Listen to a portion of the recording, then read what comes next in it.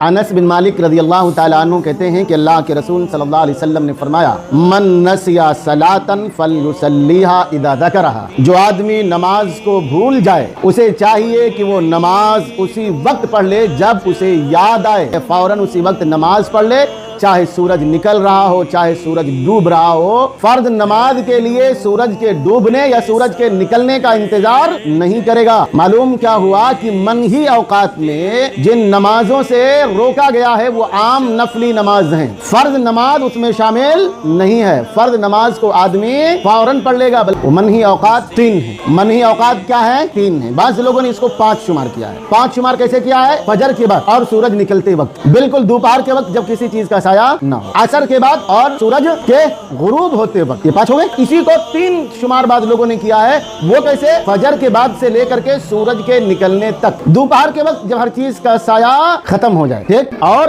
عصر کے بعد سے لے کر کے سورج کے غروب ہونے تک، ٹھیک، یہ منہی اوقات۔ اور ان میں سب سے زیادہ اہم 3 جو بالکل اہم وقت ہیں، سورج جب نکل رہا ہو، سورج جب ڈوب رہا ہو، اور بالکل دوپہر۔ لیکن یہ منہی اوقات خصوصاً 3 نمازیں ہیں۔ ایک تو فرض نمازیں، فرض نمازوں کے لیے منہی اوقات کو نہیں دیکھیں گے، فوراً نماز کیا ہے؟ پڑھ لیں گے، ٹھیک ہے، ایک فرض نماز۔ دوسرا تحیۃ المسجد، آدمی جب بھی مسجد میں داخل ہو، چاہے سورج نکل رہا ہو چاہے سورج ڈوب رہا ہو، وہ اسی وقت نماز مسجد میں اگر ٹھہرنا ہے، بیٹھنا ہے تو 2 رکعت نماز پڑھ کر کے ہی بیٹھے، ٹھیک۔ اور تیسری نماز جو ہے وہ کیا ہے؟ مسجد حرام میں اللہ کے نبی صلی اللہ علیہ وسلم نے کہا، اے بنی عبد مناف، اللہ رب العالمین کے اس گھر میں تم کسی کو بھی کسی وقت نماز پڑھنے سے نہ روکو۔ یہ 3 نمازیں ایسی ہیں جو منہی اوقات میں بھی ادا کر سکتے ہیں۔ علی ابن ابی طالب رضی اللہ تعالیٰ عنہ نے کہا کہ جو آدمی نماز بھول جائے،